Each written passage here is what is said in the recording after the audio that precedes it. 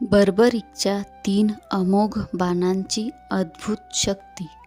महाभारतातील बर्बरीककडे होते फक्त 3 बाण, पण या 3 बाणांची शक्ती इतकी अद्भुत होती की संपूर्ण युद्धाचा परिणाम बदलण्याची क्षमता त्यांच्यात होती. पण या 3 बाणांमध्ये असे काय विशेष होते? चला जाणून घेऊया बर्बरीकच्या 3 अमोघ बाणांची अद्भुत कथा. बर्बरीक हा अत्यंत शूर आणि पराक्रमी योद्धा होता. त्याने कठोर तपश्चर्या करून महादेवांना प्रसन्न केले आणि महादेवांनी प्रसन्न होऊन त्याला 3 अमोघ बाण आणि दिव्य धनुष्य दिले, अशी प्रचलित कथा सांगितली जाते. हे बाण साधे नव्हते. त्याच्या प्रत्येक बाणामध्ये एक अद्भुत शक्ती होती.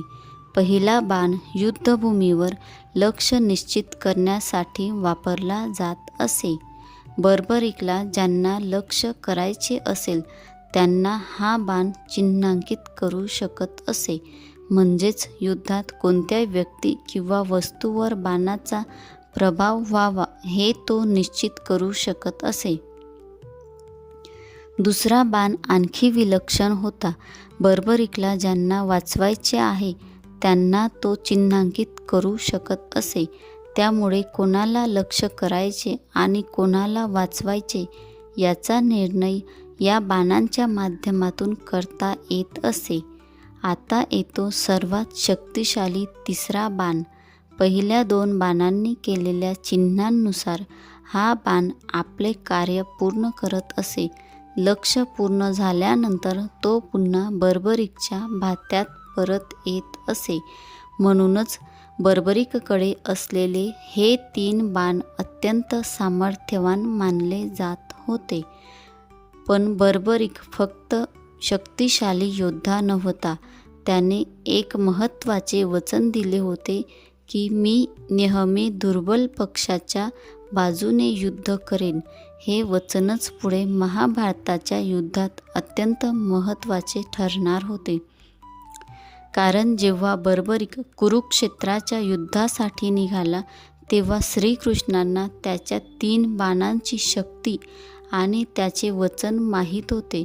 जर बर्बरीक नेहमी दुर्बल पक्षाच्या बाजूने उभा राहिला तर युद्धात जो पक्ष कमजोर होईल बर्बरीक त्याच्या बाजूने जाईल आणि मग परिस्थिती बदलली की तो पुन्हा दुसऱ्या बाजूला जाईल.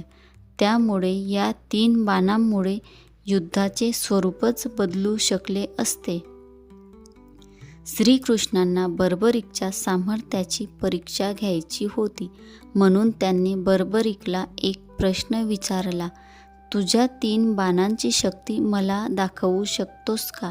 बर्बरीकने होकार दिला.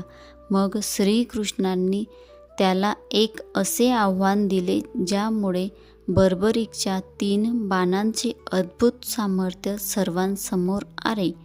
श्रीकृष्णांनी बर्बरीकची परीक्षा कशी घेतली हे जाणून घेऊया आपल्या पुढील भागात. जय श्रीश्याम.